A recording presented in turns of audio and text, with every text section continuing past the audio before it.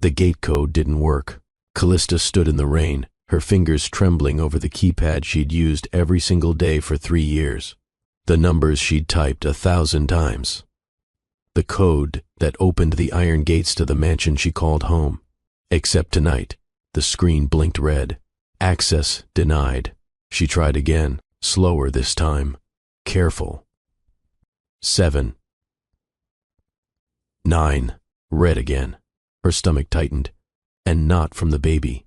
She was 8 months pregnant, soaked to the skin, standing outside her own house while the sky dumped cold water on her like she was nothing, like she didn't belong there. The hospital bag hung heavy on her shoulder. Inside were ultrasound photos, a clean bill of health, a note from the doctor that said everything was fine, but everything wasn't fine. If you've ever been locked out of the place you thought was yours, drop a comment and let me know. Because what happened next changed everything. The intercom crackled to life before she could press it.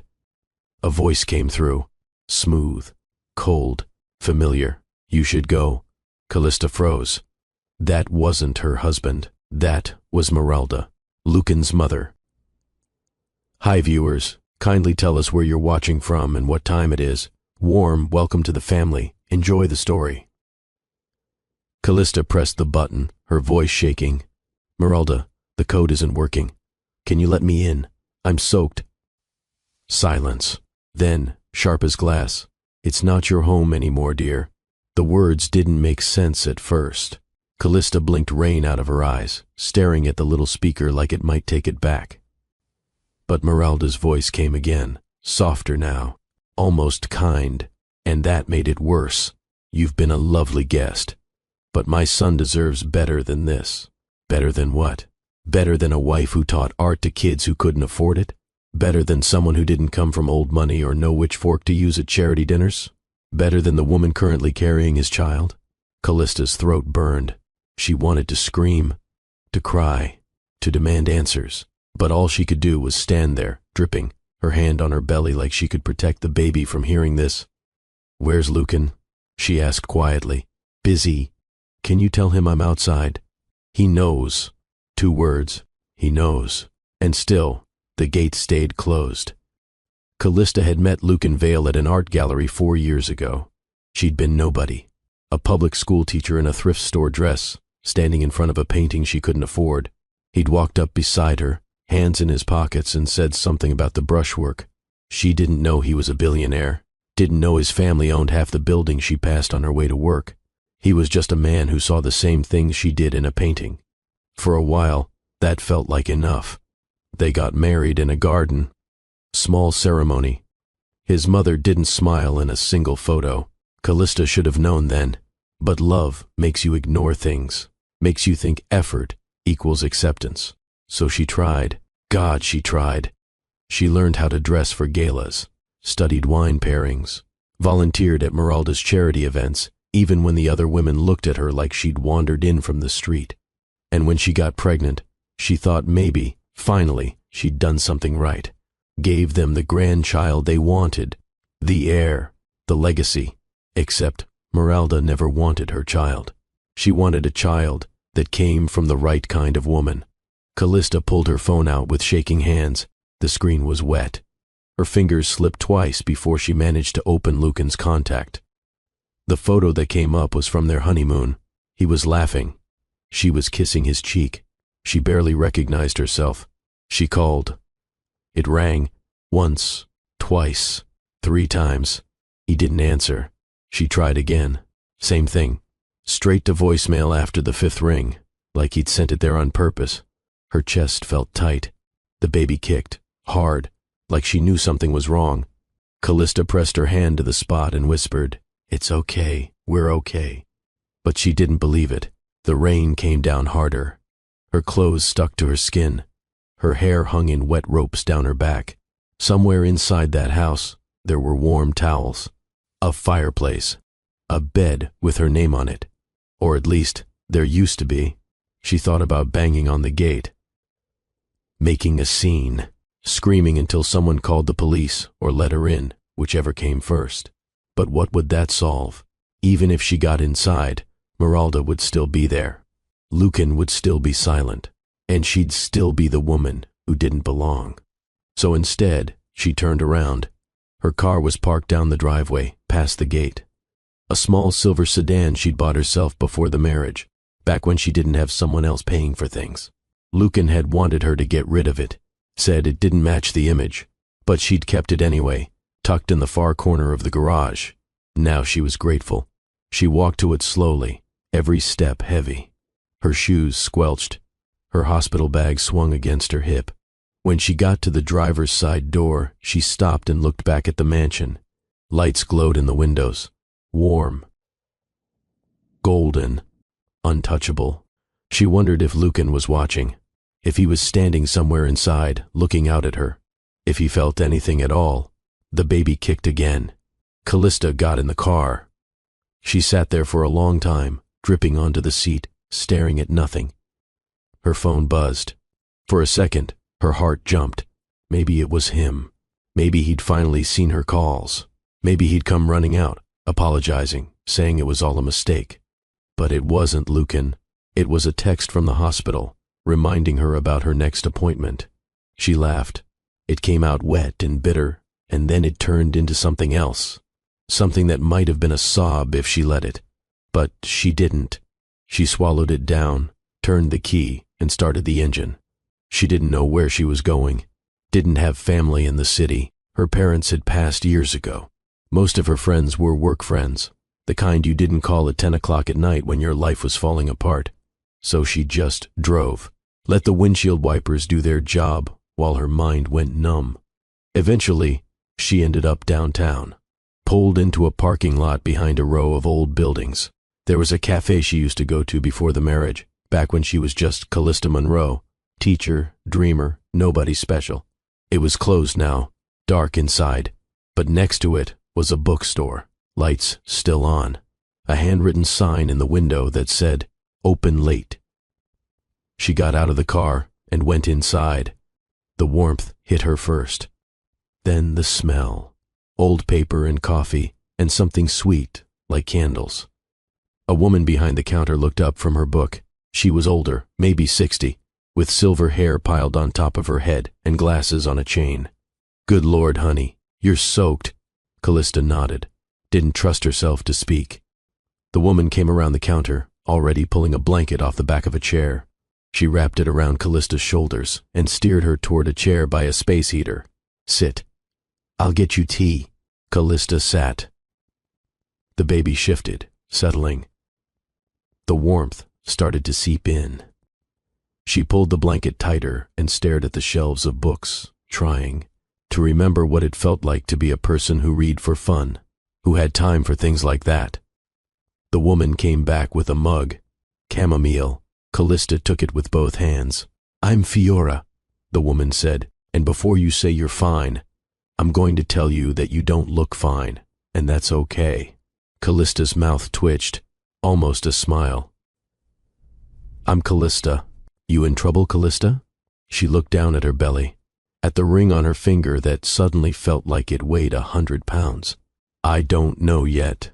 Fiora didn't push, just nodded and sat down across from her. "Well, you're safe here. Stay as long as you need." And for the first time all night, Callista believed someone. She stayed until midnight. Fiora didn't ask questions, just let her sit, sip tea, and dry off. At one point, she brought out a muffin. Callista ate it without tasting it.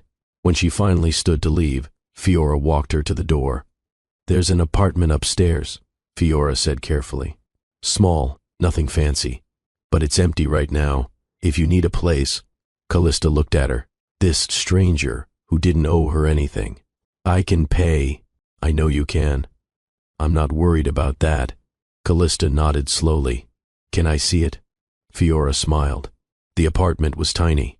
One room with a kitchenette, a bathroom the size of a closet, and a window that looked out onto the street. The walls were painted pale yellow.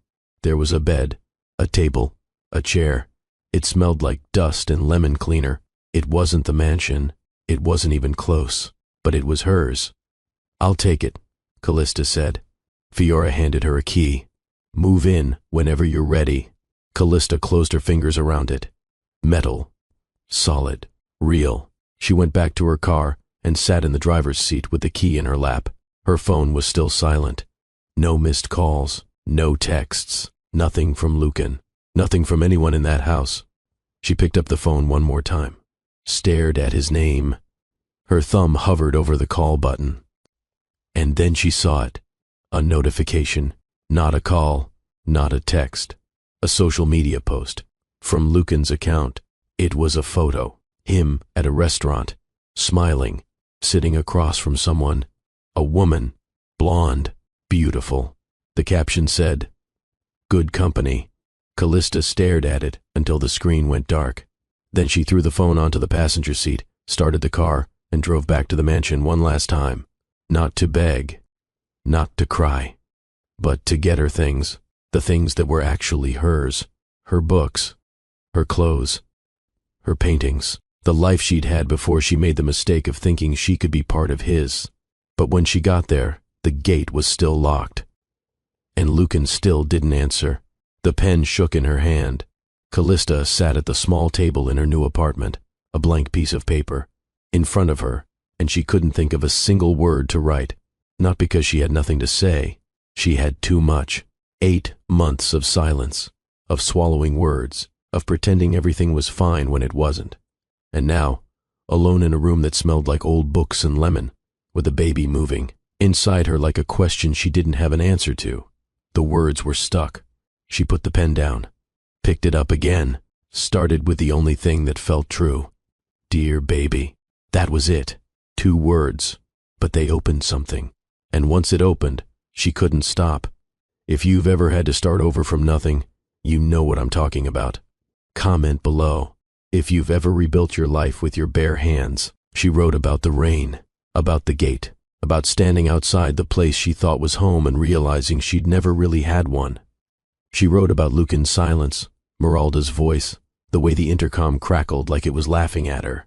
And she wrote about the moment she drove away, when she stopped waiting for someone to save her and decided to save herself. The letter ran 3 pages.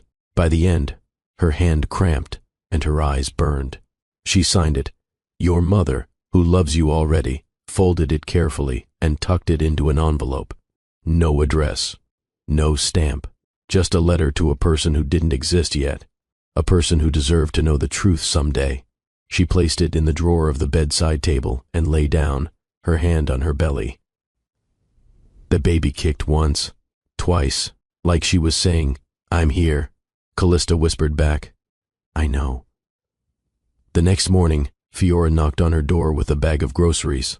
Bread, eggs, butter, tea, the basics. Callista tried to pay her back, but Fiora waved her off. "Consider it a welcome gift," she said, setting the bag on the counter. "Besides, you're eating for 2. I'm not about to let you starve up here." Callista didn't argue. She made toast and tea and sat by the window, watching people pass by on the street below. Normal people. People with jobs and routines and lives that didn't implode overnight. She wondered what that felt like. Fiora stayed for a while, talking about the bookstore, about the neighborhood, about nothing in particular. It was the kind of conversation Callista hadn't had in years. No pretense, no judgment, just 2 women in a kitchen, passing the time. "You gonna tell me what happened?" Fiora asked eventually, her tone light but her eyes serious. Callista looked down at her tea. "My husband's mother locked me out." He didn't stop her. Fiora's mouth pressed into a thin line. "And the baby? Due in 4 weeks. He know that? He knows everything. He just doesn't care." Fiora reached across the table and squeezed her hand. "Then he's a fool." Callista's throat tightened. She nodded, not trusting herself to speak. "You got a plan?" Fiora asked gently. "Not yet." "Well, first things first. You need to rest, eat, get your strength back. The rest will come." And somehow, Callista believed her. Over the next 2 weeks, she fell into a rhythm. Wake up, eat something, write a letter, walk to the park, come back, sleep, repeat. It wasn't much, but it was hers. Nobody told her what to wear or how to act or who to be. She was just Callista, pregnant, alone, figuring it out, one day at a time. She kept writing letters, one every few days. Some were short, some ran pages.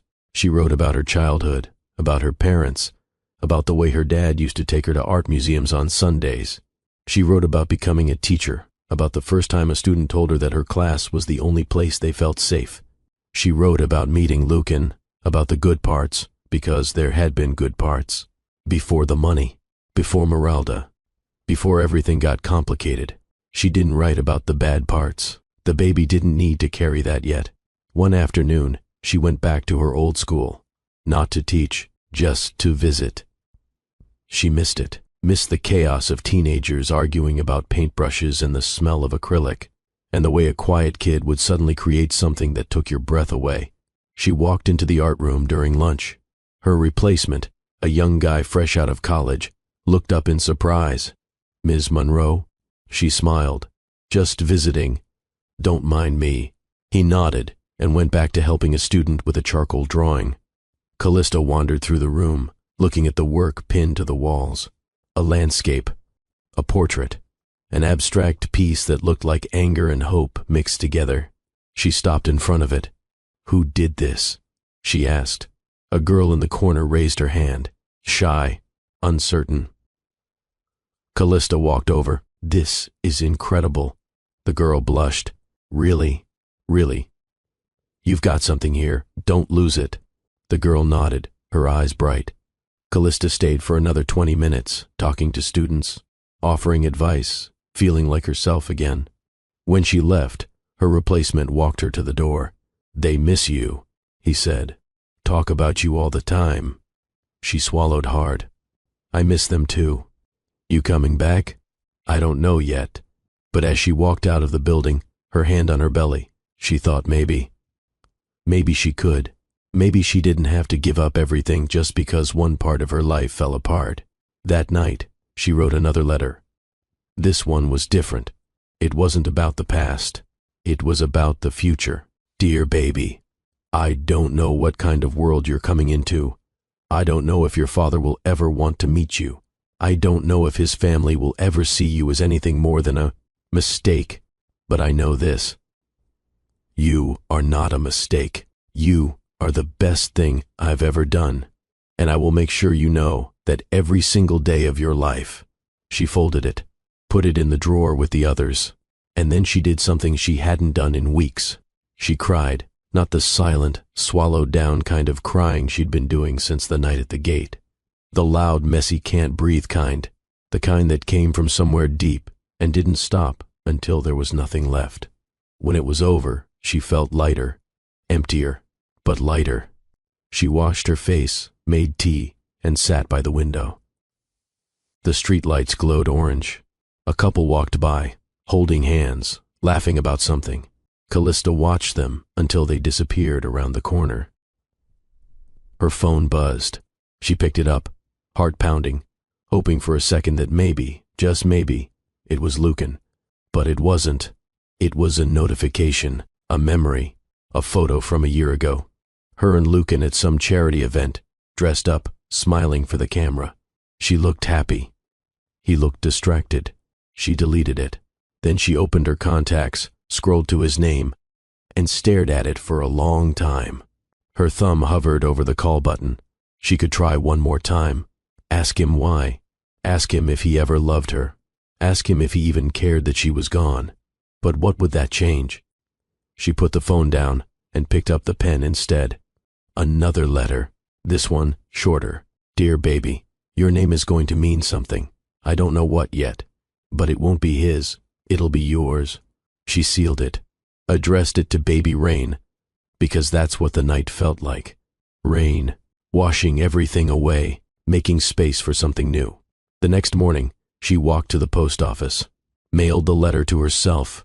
A strange thing to do, maybe, but she wanted it documented, wanted proof that she'd said these things, felt these things, survived these things. The clerk looked at the envelope, then at her belly, then back at the envelope. "Special delivery?" he asked. She nodded, tears in her eyes. For someone very special. The pain woke her at 3 in the morning. Callista's eyes shot open, her breath catching as a sharp, twisting ache rolled through her stomach and wrapped around her back like a fist. She lay still, waiting for it to pass, telling herself it was nothing. Braxton Hicks, false labor. Something normal that didn't mean anything. But then it came again, harder this time. And she knew. Have you ever faced your biggest fear alone? Drop a comment if you've ever had to be your own hero. She sat up slowly, her hand on her belly, trying to breathe through it. The baby was 3 weeks early. 3 weeks. That wasn't terrible. Babies came early all the time. But she wasn't ready. Didn't have a hospital bag packed. Didn't have anyone to call.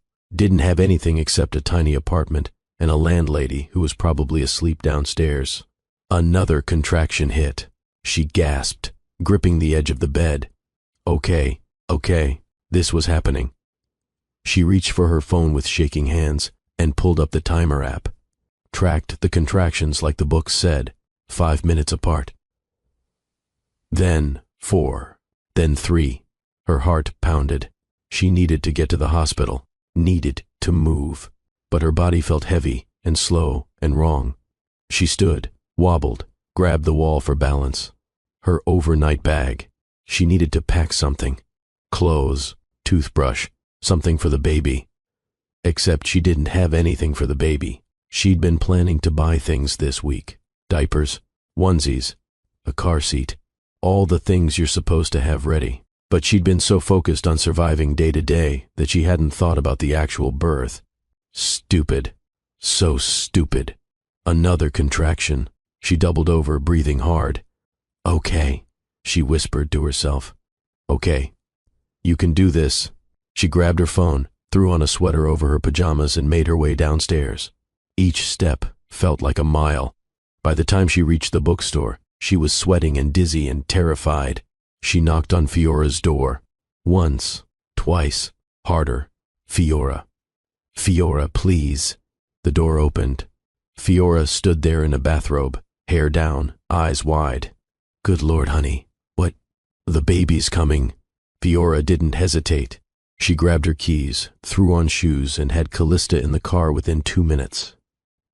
The drive to the hospital was a blur. Fiora talked the whole time, calm and steady, saying things like you. Redoing great and almost there, and breathe, honey, just breathe.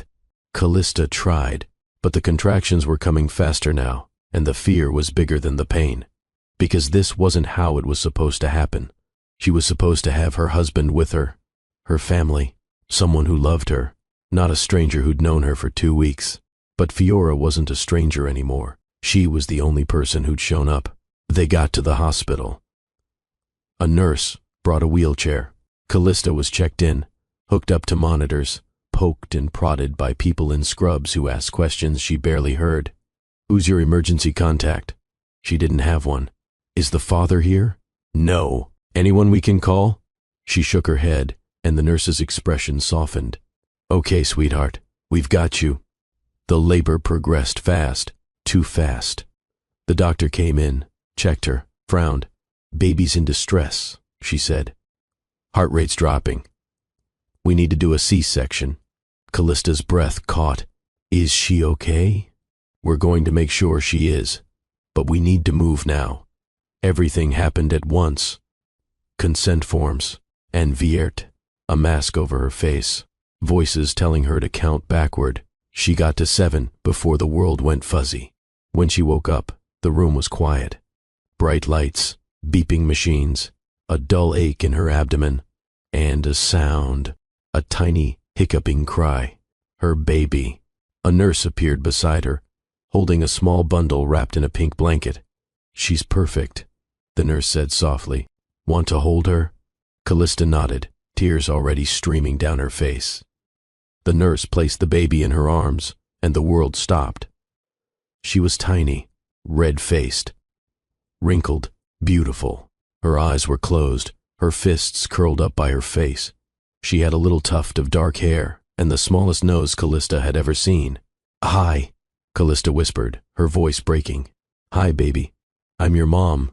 The baby squirmed, made a soft sound, and Callista fell apart.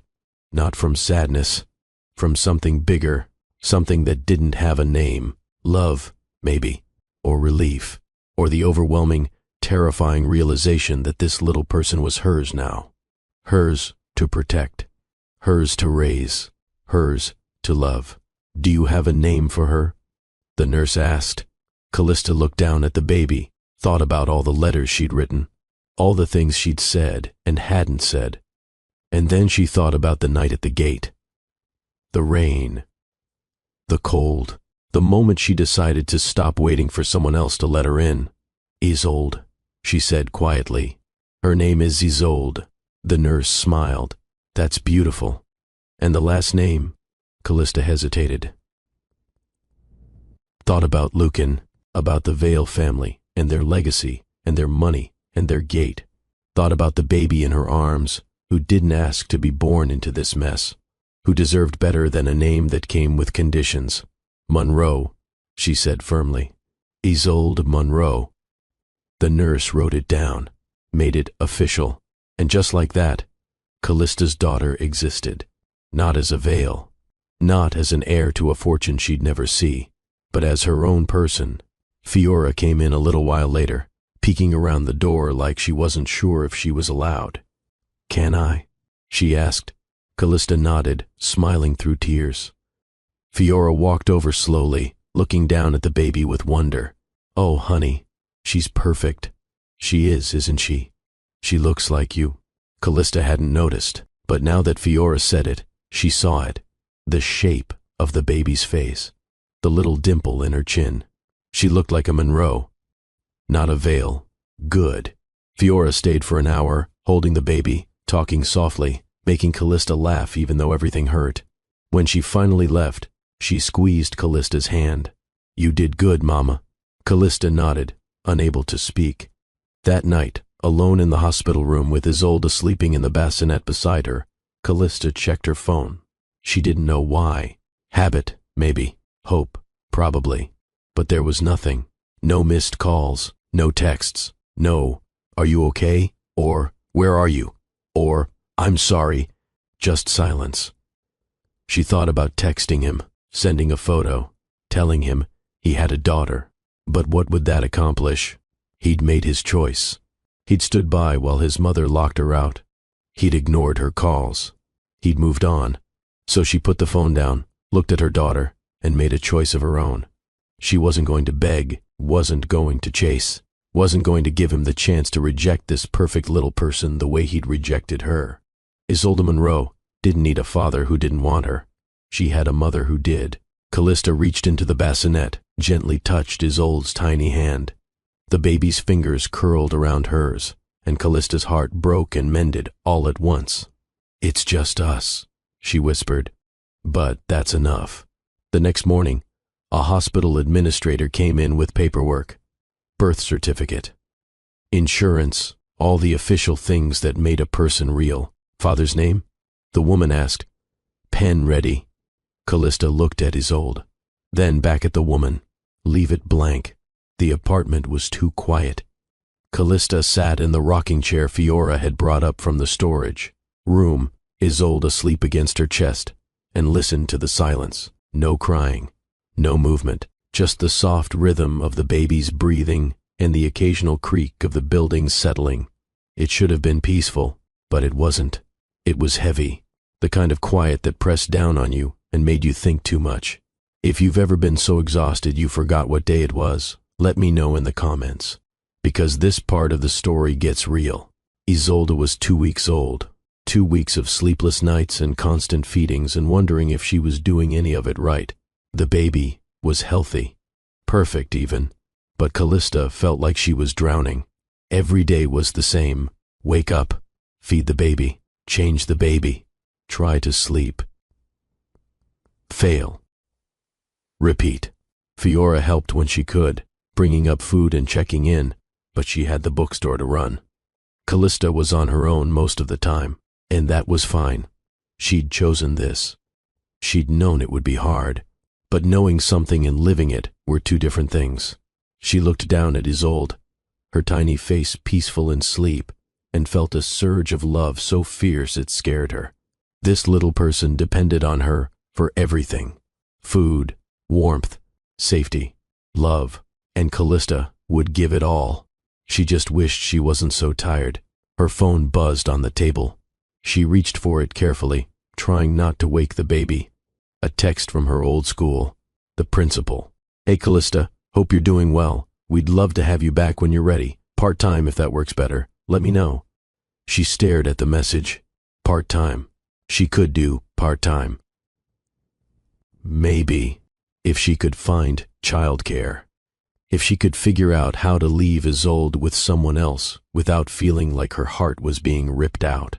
She typed back, "Thanks. I'll think about it." Then she set the phone down and closed her eyes. 3 weeks later, she went back. Not full-time, just 2 days a week. Fiora offered to watch Isolde, and Callista almost said no. Almost kept herself locked in that tiny apartment, safe and isolated and slowly going insane. But she needed this. Needed to be more than just a mom. Needed to remember who she was before the marriage, before the gate, before everything fell apart. Walking into the art room felt like coming home. The students cheered when they saw her. A few hugged her. One asked if she'd had the baby, and when she said yes, they all wanted to see pictures. She showed them. Isolde sleeping. Isolde yawning. Isolde with her tiny fist curled under her chin. "She's so cute, Ms. Monroe." "Thank you. Where's the dad?" The room went silent. Callista's smile didn't falter. Not in the picture. The student nodded, didn't push, and the moment passed. That day, she taught a lesson on contrast. Light and dark. Joy and pain. How the best art came from holding both at the same time. She talked about her favorite artists. The ones who'd painted through heartbreak and loss and came out the other side with something beautiful. "You don't have to be happy to create," she said, her voice steady. "You just have to be honest." One of the students, a quiet girl named Mara, raised her hand. "Ms. Monroe, did something bad happen to you?" Callista paused. The room was watching. Waiting. "Yes," she said simply, "but I'm still here." Mara nodded slowly. "That's brave. It's survival." After class, Mara stayed behind. She pulled out her phone. "Ms. Monroe, I recorded part of your lesson. Is that okay? I wanted to remember what you said." Callista smiled. "That's fine, Mara. Can I post it? On my account. I think other people should hear it." Callista hesitated, then shrugged. "Sure. Why not?" Mara grinned and left. Callista didn't think about it again. She went home, picked up Isolde from Fiora, fed her, rocked her, sang to her. That night, she wrote another letter. "Dear Isolde, you're 1 month old today. You smiled at me this morning. I know the books say it was probably gas, but I don't care. It felt real. You felt real. Sometimes I still can't believe you're mine." She sealed it, put it with the others. The drawer was getting full. 2 days later, Fiora knocked on her door. "You see this?" she asked, holding up her phone. Callista frowned. "See what?" "You're going viral." Her stomach dropped. "What?" Fiora turned the phone around. It was a video. Callista on the screen, mid-lecture, talking about survival and honesty and creating through pain. The caption said, "My art teacher is a survivor, and she doesn't even know how powerful she is." It had 50,000 views. Callista's hands shook. "Oh my God." "There's more," Fiora said, scrolling. "People are sharing it, talking about it, saying you inspired them." She showed her the comments. "I needed to hear this today. This woman is incredible. Who is she? I want to take her class." Callista sat down hard. "I don't understand." "People connect with real, honey, and you're as real as it gets." Over the next week, the video kept spreading. 100,000 views. Then 200,000. News outlets picked it up. Local stations wanted to interview her. A nonprofit organization reached out, asking if she'd speak at an event for single mothers. It was overwhelming, terrifying, surreal, but she said yes. The event was small, a community center downtown, maybe 100 people, mostly women, mostly tired, mostly trying to hold it together the way she was. Callista stood at the podium, Isolde asleep in a carrier strapped to her chest, and looked out at the crowd. She'd prepared a speech, wrote it out, practiced it, but standing there, looking at faces that mirrored her own exhaustion, her own fear, her own strength, the words felt wrong. So she told the truth instead. "I don't have this figured out," she started. "I'm tired. I'm scared. Some days I don't know if I'm doing any of this right. But I'm here, and so are you, and that's not nothing." The room was silent. Listening. A few months ago, I was locked out of my own home. Literally, I stood in the rain, 8 months pregnant, and the people who were supposed to love me turned their backs. And I thought that was the end. But it wasn't.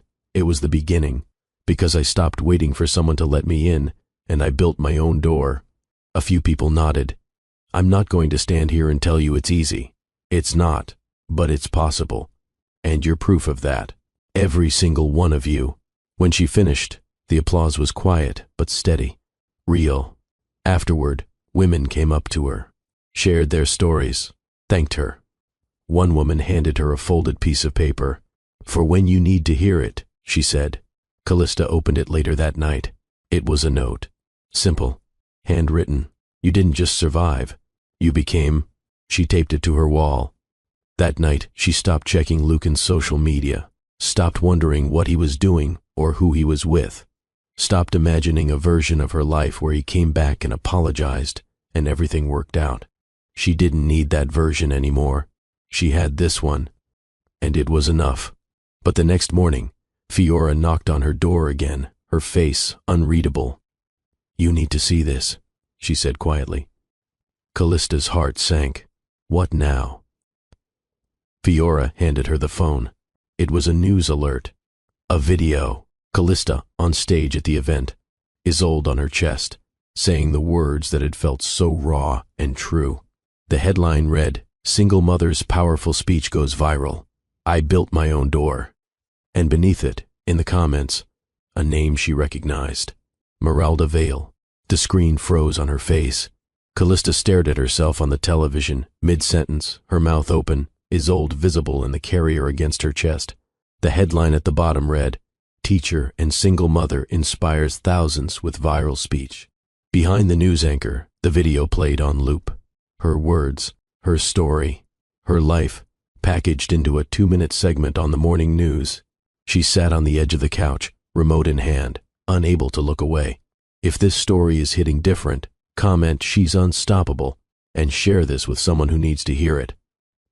The anchor smiled into the camera. Callista Monroe, a public school art teacher and single mother, has captured hearts across the nation with her raw and honest words about survival, resilience, and rebuilding after loss. Her speech, recorded at a local nonprofit event, has been viewed over 3 million times and continues to inspire people around the world. 3 million. Callista's hands shook. She set the remote down and looked at Isolde, who was playing on a blanket on the floor, batting at a stuffed giraffe. The baby had no idea that her mother's face was on TV, no idea that strangers were talking about them, no idea that everything was about to change. The segment ended. Callista turned off the TV and sat in silence. Her phone had been ringing non-stop for days. Reporters, bloggers, podcasters, everyone wanted an interview. Everyone wanted her story. At first, she said no to all of them. She didn't want attention, didn't want to be someone's inspiration or headline or cautionary tale. She just wanted to live her life. But then a woman from a national network called, not a reporter, a producer, and she said something that stuck. Your story matters. Not because it's sad, but because you survived it. And there are people out there who need to know that's possible. So Callista said yes. The interview aired a week later. Prime time. The host was kind, gentle, didn't push too hard. But the questions were still difficult. You were married to Lucan Vale, the billionaire heir. Can you tell us what happened? Callista took a breath, chose her words carefully. I was locked out. Literally and figuratively.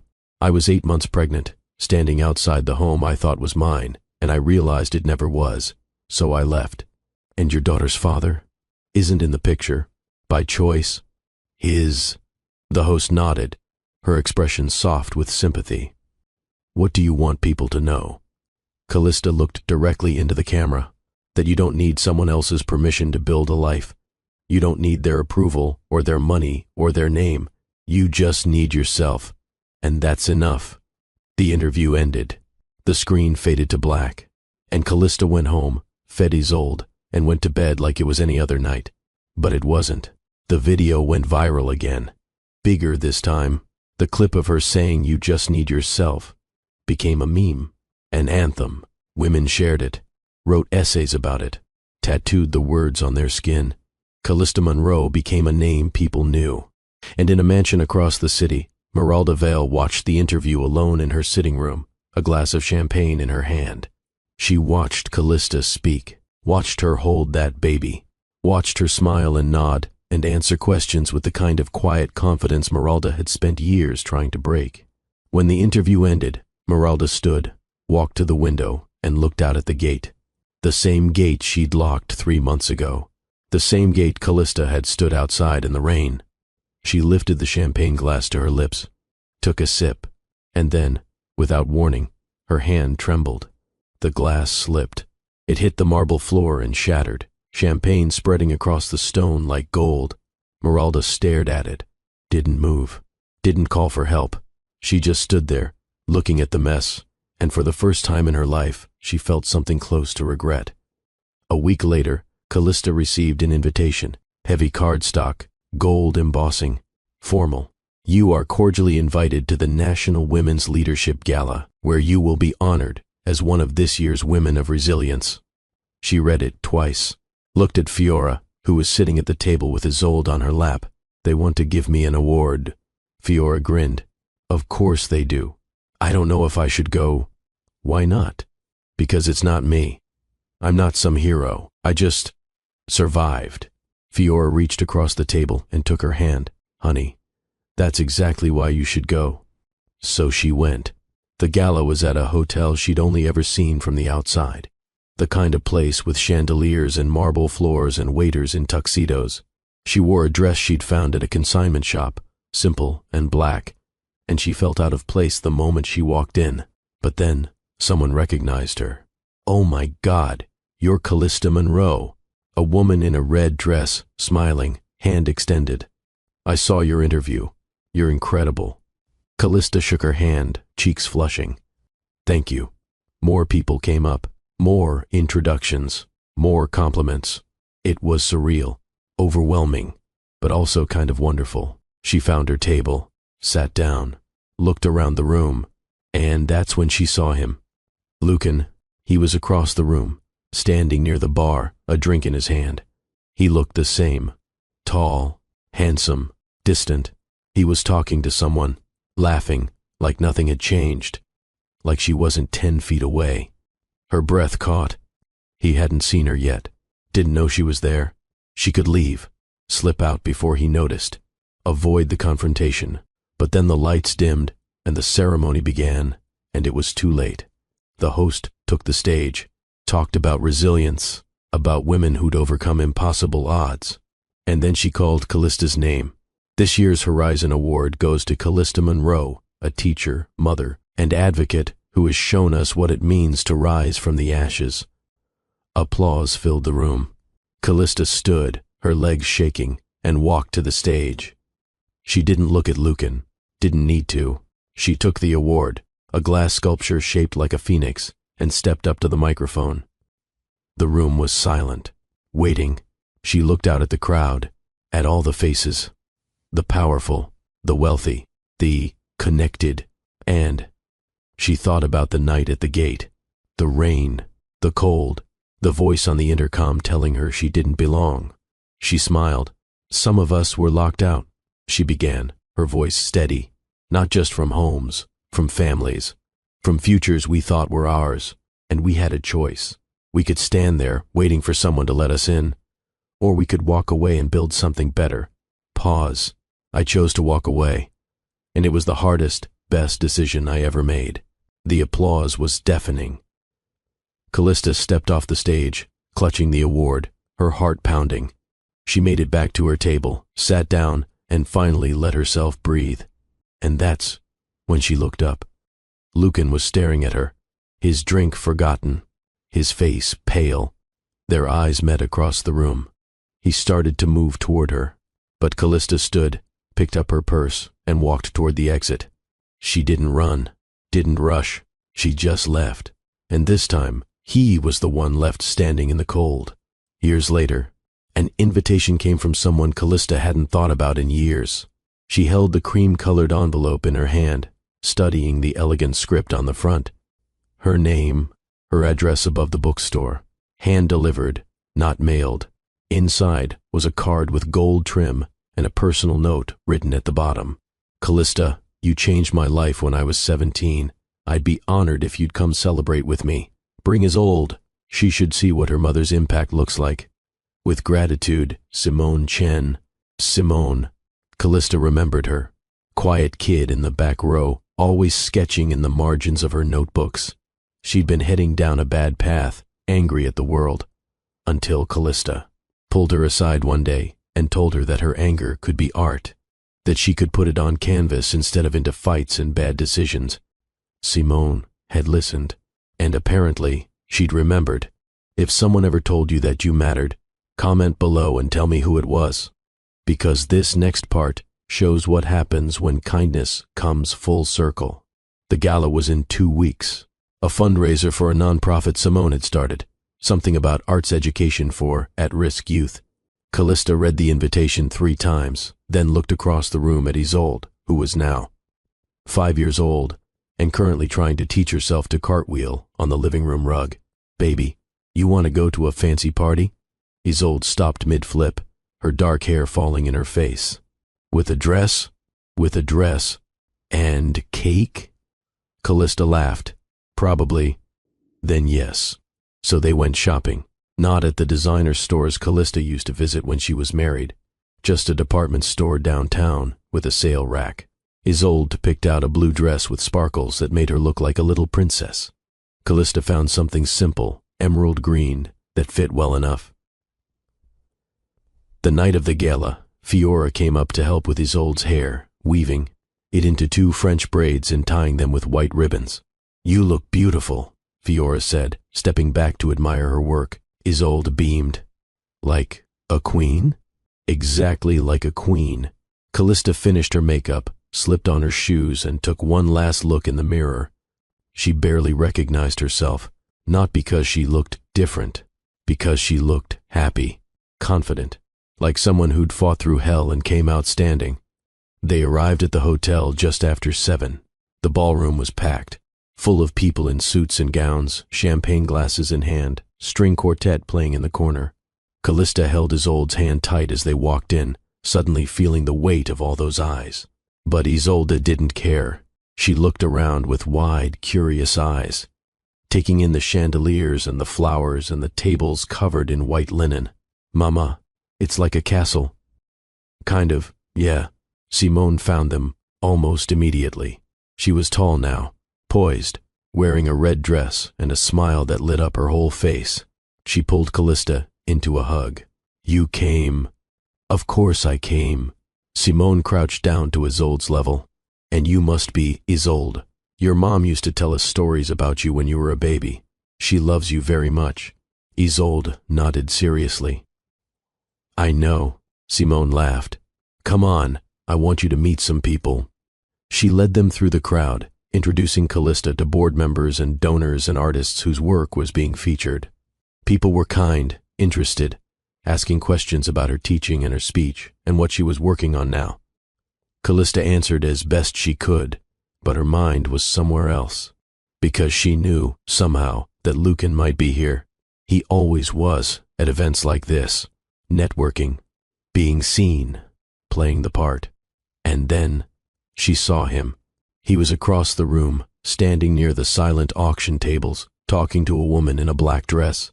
He looked the same, maybe older, tired maybe, but still him. Still the man she'd married. Still the man who'd let her stand in the rain. Her breath caught. Isolde tugged on her hand. Mama, are you okay? Yeah, baby. I'm fine.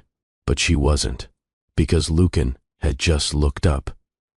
and his eyes had found hers. For a second, neither of them moved. The room kept going around them, people laughing and talking and clinking glasses, but it felt like everything had stopped. And then Lucan's hand loosened. The drink he was holding slipped. Glass shattered on the marble floor.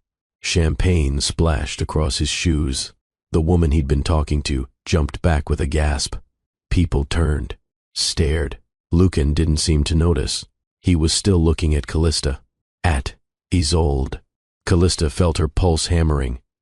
She could walk over, could say something, could make this into a scene, but she didn't. She turned to Isolde, smiled, and said, "Let's find our table." They walked away. Callista didn't look back, didn't need to. She could feel his eyes on her the whole way across the room.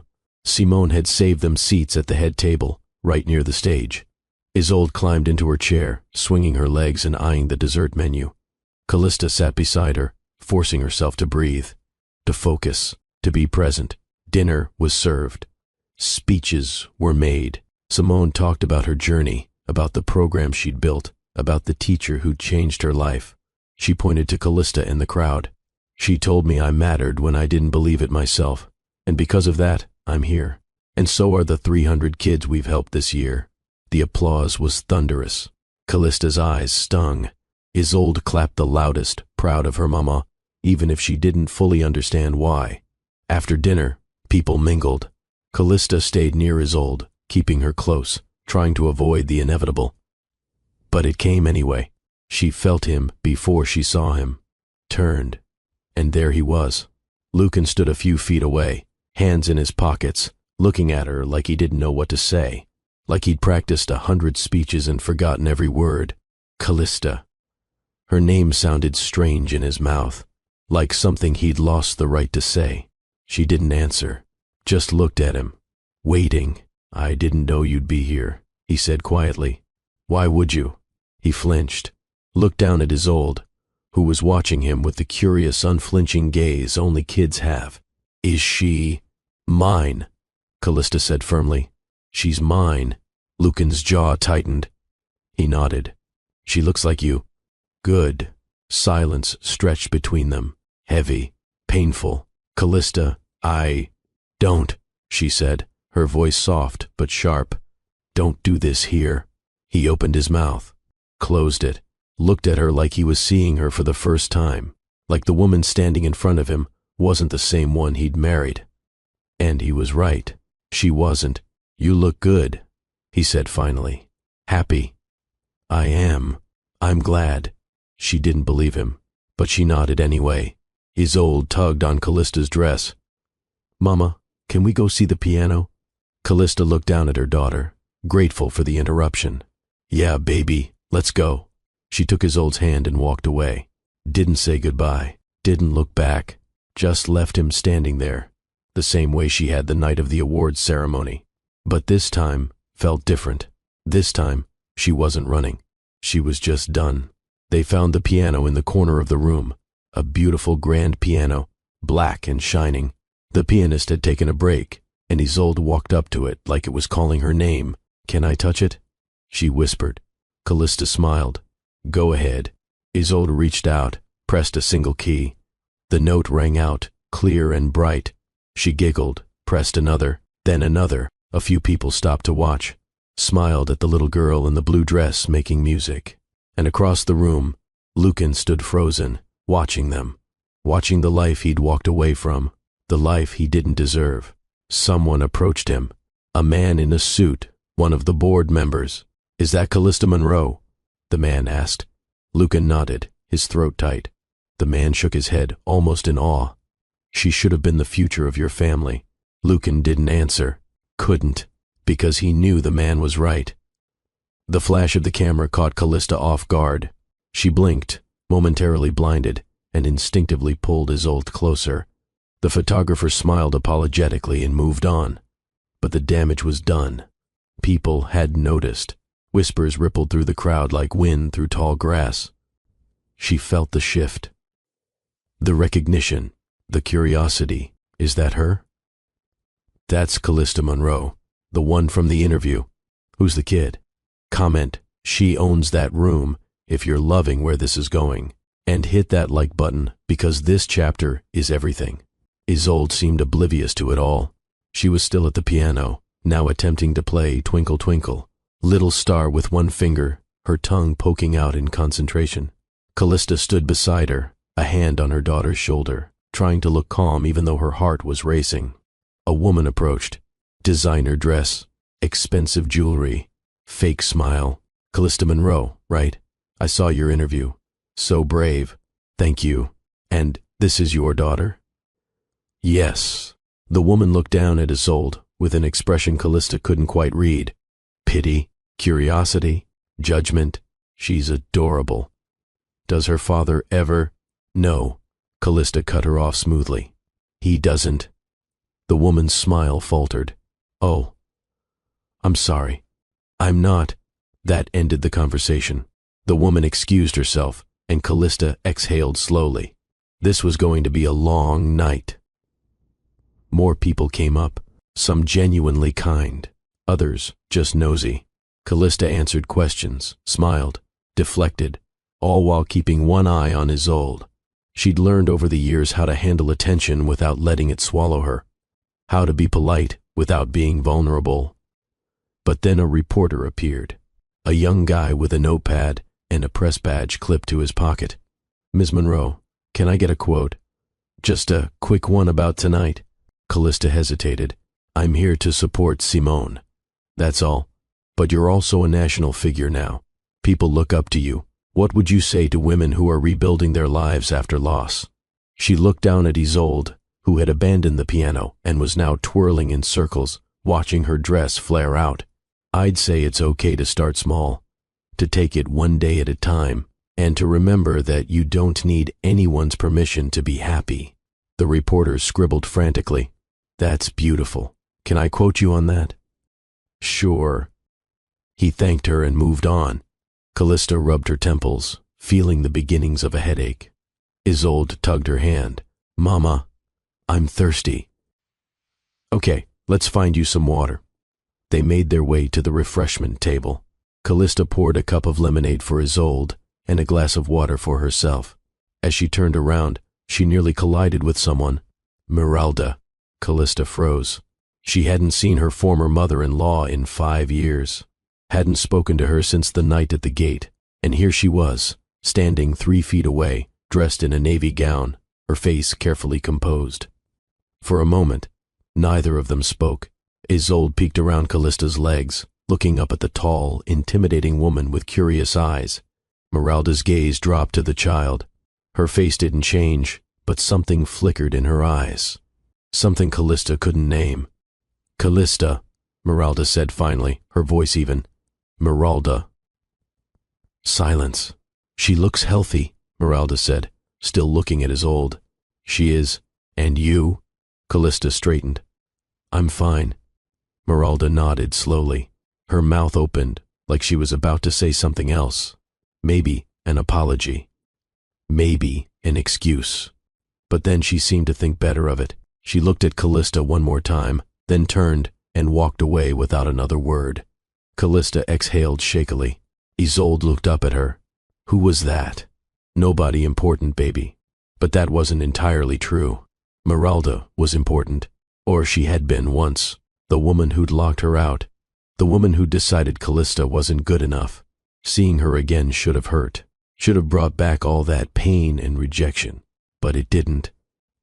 Callista just felt nothing. The evening continued. Simone gave a speech that brought the room to tears. A student performed a spoken word piece.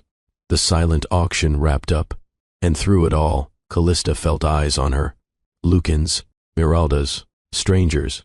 But she didn't shrink, didn't hide. She stood tall, held her daughter's hand, and existed in that space like she had every right to be there. Because she did.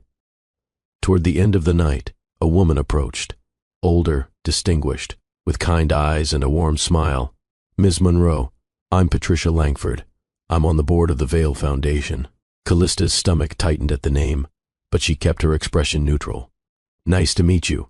I just wanted to say that your work, your story, it's remarkable. The foundation is always looking for people who embody resilience and leadership. and I think you'd be a perfect fit for some of our initiatives. Would you be open to a conversation?" Callista blinked. "You want me to work with the Vale Foundation? I think you'd be an asset. And I think the foundation could benefit from someone with your perspective." It was surreal.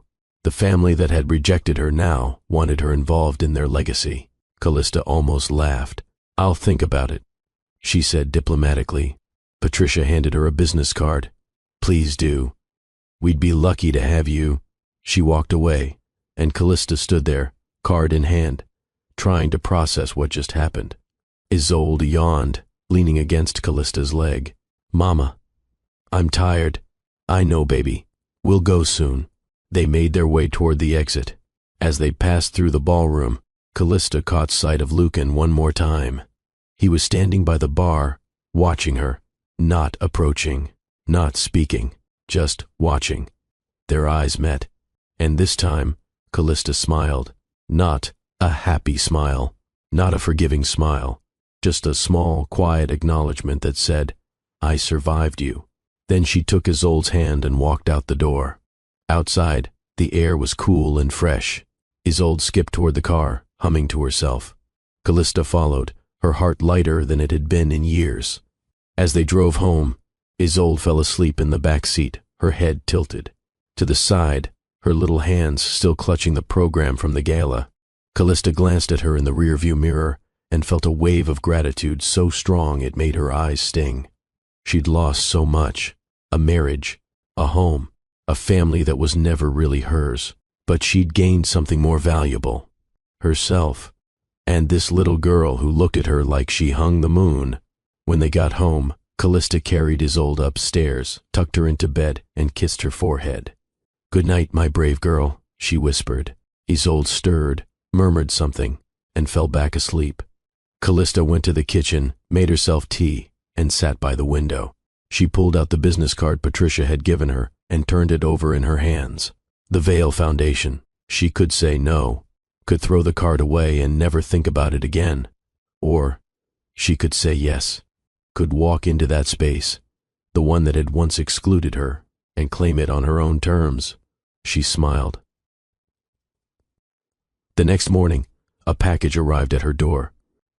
No return address, just her name on the label. Callista opened it carefully, and inside was a single item, a sketch, drawn in charcoal on thick paper. The lines were familiar, the style unmistakable. She'd seen it 100 times, back when she and Lucan used to visit galleries together, back when he still drew. The image was simple, a woman standing under an umbrella, rain falling all around her, and beside her, a small figure, a child, glowing, made of light. Callista's hands trembled as she held it. There were no words, no explanation, no signature, but she knew. It was from him. The sketch sat on her kitchen table for 3 days. Callista walked past it every morning, every evening, every time she made Isolde breakfast or cleaned up toys or folded laundry. She didn't touch it, didn't move it, just let it sit there, a question she wasn't ready to answer. If you've ever gotten an apology that came too late, drop a comment, because sometimes silence says more than words ever could. Isolde noticed it on the second day. "Mama, what's that?" "Just a drawing, baby." "Who made it?" Callista paused, her hand hovering over the coffee pot. "Someone I used to know." Isolde tilted her head, studying the image. "It looks like you." "Yeah, it does." "And me?" Callista's throat tightened. "Yeah." Isolde nodded, satisfied, and went back to coloring at the table. But Callista stood there, staring at the sketch, feeling the weight of everything it represented. An apology, a confession, a recognition of what he'd lost. But it wasn't enough. She'd spent 5 years building a life without him. 5 years teaching Isolde that she didn't need a father to be whole. 5 years proving to herself that she could do this alone.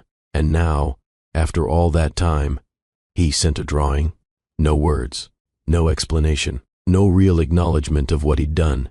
Just a picture of her standing in the rain with the child he'd never met. Callista picked up the sketch, looked at it one more time, then walked to her bedroom. She opened the drawer where she kept all the letters she'd written to Isolde over the years. Letters about strength and survival and love. Letters that told the truth about where they came from and how they'd made it through. She found the one she'd written when Isolde was 6 months old. The one that ended with, "You deserve better than legacy. You deserve love." She folded the sketch carefully and placed it behind that letter. Then she closed the drawer. Out of sight, not forgotten, but not given power either. That night, Fiora came up for tea. She saw the empty spot on the table where the sketch had been and raised an eyebrow. "You finally move it?" "Yeah. What'd you do with it?" "Put it away." Fiora nodded, sipping her tea. "Good. You don't owe him anything." "I know. Do you, though?" Callista looked at her. "What do you mean?" "I mean, you've spent 5 years proving you don't need him, and you don't. But I also know you, honey, and I know part of you probably wonders if you should respond, if you should reach out, if you should give him a chance to explain." Callista's hands tightened around her mug. "Maybe, and that's okay, but just remember, you don't owe him closure. You don't owe him forgiveness. You don't owe him anything." "I know." But it was easier said than done. Over the next few days, Callista found herself thinking about the sketch more than she wanted to, about what it meant, about whether it was an apology or just guilt, about whether Lucan had changed or if he was just trying to ease his own conscience. She thought about calling him, texting, sending a letter of her own, but every time she picked up her phone, she stopped. Because what would she even say? "Thank you for the drawing, but it doesn't change anything? Too little, too late? I hope this helps you sleep at night." None of it felt right, so she said nothing. A week later, another package arrived, smaller this time. Another sketch. This one was different. It was a portrait. Just Callista. No rain, no umbrella, just her face, drawn with so much detail it was almost painful to look at. Every line, every shadow, every expression he'd apparently memorized. At the bottom, in small, careful letters, were 3 words. "I am sorry." Callista stared at it. Her hands shook, her vision blurred, and then she folded it, put it in the drawer with the other one, and walked away. Because sorry wasn't enough. Sorry didn't change the past, didn't erase the gate, didn't bring back the nights she'd spent alone, crying, wondering if she'd done something wrong, didn't give Isolde a father. Sorry was just a word. That evening, Callista sat down and wrote a letter of her own, not to Lucan, to Isolde. "Dear Isolde, someday you're going to ask me about your father, and when you do, I'll tell you the truth, not to hurt you, but because you deserve honesty. He wasn't a bad man. He was just a weak one. And weakness, baby girl, is the most dangerous kind of harm, because it masquerades as love. It makes excuses. It hides behind silence and pretty gestures. But real love shows up. Real love fights. Real love doesn't lock you out in the rain. So when you ask me why he's not here, I'll tell you, because he chose not to be. And that's not your fault. That's his loss." She signed it, sealed it, and put it with the others. Then she picked up her phone, opened her messages, and typed a single sentence to Lucan's number. "I got your drawings, but this isn't about art, it's about action. And you chose yours 5 years ago." She hit send before she could second-guess herself. The response came 2 minutes later. "Can we talk?" Callista stared at the screen. Her heart pounded. Her mind raced. She could say yes, could meet him, could hear him out, could give him the chance to explain, to apologize properly, to maybe, possibly be part of Isolde's life. Or she could say no, could hold her boundary, could protect the peace she'd worked so hard to build. She typed and deleted 3 responses before finally settling on one. No. She turned off her phone, made herself tea, and sat by the window. And for the first time in weeks, she felt calm, because she'd made her choice, and it was the right one. The next day, she got a call from Patricia Langford, the woman from the Vale Foundation board. "Callista, I know this is short notice, but we're hosting a roundtable discussion next week about education and equity, and we'd love for you to be part of the panel. Would you be interested?" Callista hesitated. "Will Lucan be there?" Patricia paused. "Possibly. But this isn't about him. This is about the work, and frankly, The foundation needs voices like yours more than it needs another veil.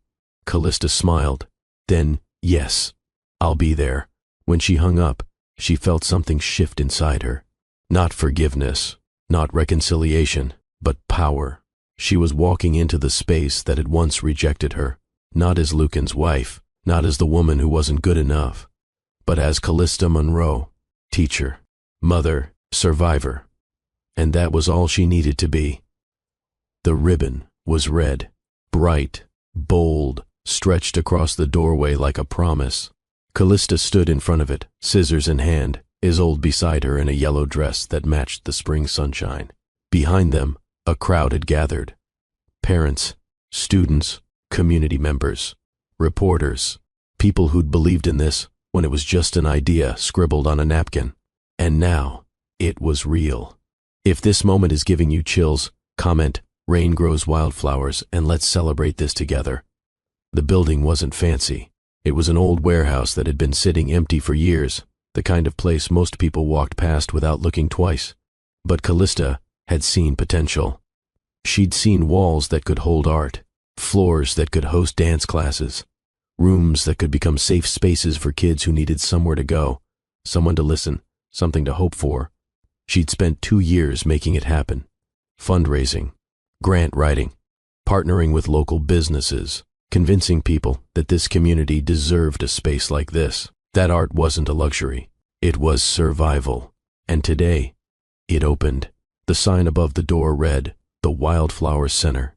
Beneath it, in smaller letters, "A place to grow." Callista looked at it and felt her chest tighten with something that might have been pride, or relief, or maybe just exhaustion finally giving way to joy. Isolde tugged her sleeve. "Mama, can I cut it?" Callista smiled. "We'll do it together." She placed the scissors in Isolde's small hands, covered them with her own, and together they cut the ribbon. It fell away in 2 pieces, and the crowd erupted in applause. People poured inside, exploring the space. The main room was bright and open, with easels set up along the walls and tables in the center. There was a dance studio in the back, mirrors lining one wall, a sound system ready to go, a computer lab for kids who didn't have internet at home, a small library filled with donated books, and in the corner, a room unlike any other, the silence room. Callista had designed it herself. Soft lighting, comfortable chairs, paper and art supplies lining the shelves, a sign on the door that said, "It's okay to not be okay." It was for the kids who needed to scream without making a sound, who needed to cry without being told to stop, who needed to create something ugly and honest, because pretty wasn't always true. A journalist approached, microphone in hand. "Ms. Monroe, this center is incredible. What inspired it?" Callista looked around the room, at the kids already grabbing paintbrushes, at the parents, talking to volunteers, at Isolde, spinning in circles with another little girl. "I wanted to build the space I needed when I had nothing," she said simply. "A place where you don't have to explain yourself, where you can just be. And maybe, if you're lucky, you figure out who that is." "And the name? The Wildflower Center?" Callista smiled. Wildflowers grow in the worst conditions, in cracks in the pavement, in abandoned lots, in places where nothing else will, and they're beautiful anyway. That's what I want this place to be, a reminder that you can bloom anywhere. The journalist nodded, scribbling notes. "There's a plaque by the entrance. Rain grows wildflowers. Let them bloom. Is that your message to the community?" "It's my message to anyone who's been through a storm and thought they wouldn't survive it. You did, and now it's your turn to grow." The interview wrapped up, and Callista moved through the crowd shaking hands, accepting congratulations, watching the space come alive. Simone was there, tears in her eyes, hugging Callista tight. "You did it. We did it." Fiora was there too, manning the refreshment table, handing out cookies and lemonade like she'd been born for the job. She caught Callista's eye and winked. And then near the back, Callista saw someone she didn't expect. Patricia Langford, the board member from the Vail Foundation. She walked up with a warm smile and an envelope in her hand. "Callista, this is beautiful. Thank you for coming. I wouldn't have missed it. And I wanted to give you this." She handed over the envelope. "The foundation voted to sponsor the center. Full funding for the next 3 years. Callista's breath caught. What? You've built something remarkable here. Something that aligns with everything we say we care about. It would be an honor to support it. Callista opened the envelope. Inside was a check. More money than she'd thought possible. Enough to keep the lights on, pay the staff, expand the programs. Her eyes filled with tears. I don't know what to say. Say you'll keep doing what you're doing. Callista nodded, unable to speak. Patricia squeezed her hand, then walked away. The rest of the day passed in a blur. Classes started. Kids painted. Parents asked questions. Volunteers signed up. And through it all, Callista felt something she hadn't felt in a long time. Peace. As the sun began to set, the crowd thinned. Isolde was asleep on a couch in the corner, worn out from the excitement. Callista sat beside her, stroking her hair, looking around the space. This was hers, not because someone gave it to her, because she built it. A voice interrupted her thoughts. It's incredible. She looked up. Lucan stood in the doorway, hands in his pockets, looking around the room, with something like awe on his face. Callista's heart skipped. She hadn't invited him, hadn't expected him, didn't want him here, but here he was. What are you doing here? She asked quietly, careful not to wake Isolde. I heard about the opening. I wanted to see it. You've seen it. Now you can go. He nodded slowly, but didn't move. His eyes drifted to Isolde, still sleeping, her small chest rising and falling. She's beautiful, he said, his voice rough. I know. She looks like you. You've said that before. Silence. Callista. I don't, she said, cutting him off. Don't do this here. This is my place, mine. And I'm not going to let you take up space in it. He flinched, looked at her with something that might have been regret. I just wanted to say I'm proud of you. She laughed bitterly. I don't need you to be proud of me. I know. But I am. Lucan, you don't get to do this. You don't get to show up after 5 years and act like you care. You made your choice, and so did I. He nodded, jaw tight. I know. I'm sorry. You've said that. But sorry doesn't change anything. I know that too. They stood there, the weight of everything unsaid hanging between them. Finally, Lucan turned to leave, but before he reached the door, he stopped. For what it's worth, he said quietly. She's lucky to have you. Callista didn't respond, just watched him walk out the door and disappear into the night. When he was gone, she exhaled slowly, her hands shaking. Isolde stirred, opening her eyes. Mama, I'm here, baby. Did we do good today? Callista smiled, pulling her daughter close. We did great. That night, as Callista locked up the center and drove home, a reporter's question echoed in her mind, one she'd been asked earlier in the day. Is that your ex-husband's daughter? Callista had smiled, looked the reporter dead in the eye and said, She's mine. And that was the only answer that mattered. The envelope had no return address. Callista found it tucked between the pages of a book someone had donated to the center's library. She'd been sorting through the donation pile when it slipped out, landing at her feet, cream-colored. Thick paper, her name written on the front in handwriting she recognized instantly. His. Have you ever received something you didn't ask for but somehow needed? This is where everything comes full circle. She stood there for a long moment, envelope in hand, debating whether to open it. She could throw it away, burn it, pretend she never found it. She'd moved on, built a life, created something beautiful from the wreckage. She didn't need whatever was inside this envelope. But curiosity won. She opened it carefully. Inside was a single sheet of heavy drawing paper, folded once. She unfolded it, and her breath caught. It was a portrait, Callista holding Isolde. Not a photograph reference, but something drawn from memory, from observation, from the gala maybe, or from seeing them at the center. The detail was stunning. Every line of her face, every curl of Isolde's hair, the way Callista's arms wrapped protectively around her daughter, the way Isolde looked up at her mother with complete trust. It was beautiful, heartbreaking, and completely unwelcome. At the bottom, In the same careful handwriting was a note. I spent 5 years learning how to draw you without looking. Turns out I'd been seeing you the whole time. I just didn't know how to show up. I'm sorry I never learned. I'm sorry I let fear make my decisions. I'm sorry I wasn't the man you needed. You deserved better. She deserves better. And I hope, somehow, you both find it. This isn't an excuse. It's just the truth. I lost everything when I lost you. And I don't expect forgiveness. I just wanted you to know. You were always enough. I was the one who wasn't. Callista read it twice, then a third time. Her hands trembled. Her eyes stung. It was everything she'd wanted to hear 5 years ago, when she was standing in the rain, when she was alone in that hospital room, when she was writing letters to a daughter whose father didn't care enough to stay. But now it was just words on paper. She folded the portrait carefully, slid it back into the envelope, and sat down at her desk. For a long time she just stared at it, thinking, feeling, processing. Part of her wanted to be angry, to call him and tell him that apologies didn't erase abandonment, that pretty words didn't make up for years of silence, that he didn't get to ease his guilt by drawing pictures and calling it closure. But another part of her felt something softer, not forgiveness exactly, but understanding.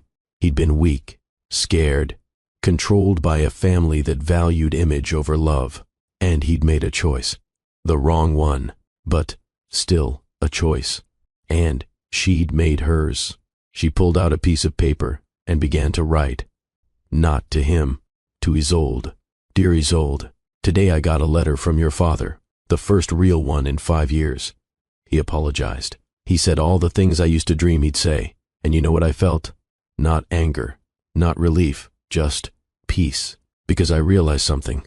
I don't need his apology. I don't need his validation. I don't need anything from him. I needed me. And I found her. The version of myself who could stand in the rain and not wait for someone to open the door. The version who could build her own shelter, her own life, her own happiness. And baby, that's what I want you to know. You don't need anyone to complete you. You're already whole, already enough, already everything. She signed it, sealed it, and placed it in the drawer with all the others. Someday, Isolde would read them. Someday, she'd understand. But for now, they were just letters. Proof that her mother had fought, had survived, had loved her through it all. Callista picked up the envelope with Lucan's drawing and walked to the silence room at the center. It was empty, quiet, the soft lighting casting gentle shadows on the walls.